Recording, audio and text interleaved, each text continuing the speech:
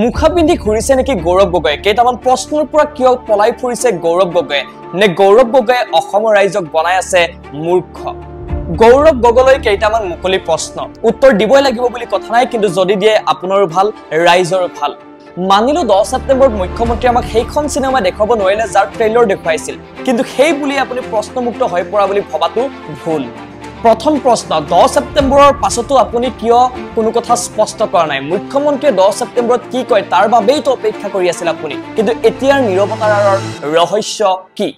দ্বিতীয় প্ৰশ্ন মানিলো বিজেপিৰ অভিযোগ ভিত্তিহীন কিন্তু পাকিস্তানলৈ যোৱা বুলি আপুনি নিজ মুখেৰে স্বীকাৰ কৰা কথাষাৰৰ A to Z ৰাইজে জানিব বিচাৰে কিন্তু তাকেই নকৰি আপুনি বিষয়টোৰ পৰা খালৰি কাটি আছে পাকিস্তানলৈ যোৱাটো আপোনাৰ ব্যক্তিগত কথা হ'ব পাৰে কিন্তু যেহেতু আপুনি এজন জনপ্ৰতিনিধি গতিকে ইয়াৰ উত্তৰ নিদিলে ৰাইজে যে বেলেগকৈ নাভাবিব তাৰ কোনো গ্যাৰান্টি নাই তৃতীয়টো প্ৰশ্ন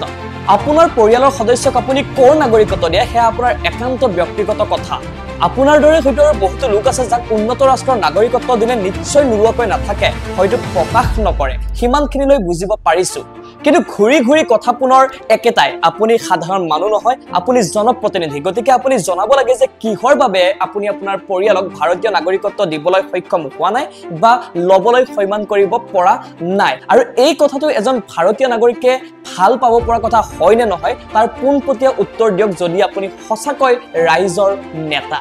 মই আপোনাৰ কোনো এটা কথাৰে ভুল শুদ্ধ বিচাৰ কৰা নাই কেৱল জনাব বিচাৰিছো যে আপোনাৰ এই কেইটা অভিযোগ সন্দৰ্ভত আপোনাৰ মুখেৰে A to Z শুনিব বিচাৰে ৰাইজে কাৰণ হয়তো আপোনাক ৰাইজে অকণমান হলেও ভাল পায় আৰু যদি এই কেইটা কথাৰ উত্তৰ দিয়াৰ সাহস আপুনি গোটাব নোৱাৰে তেন্তে ৰাইজৰ পৰা আপুনি বৰ বেছি আশা কৰাটো হয়তো ভুল হ'ব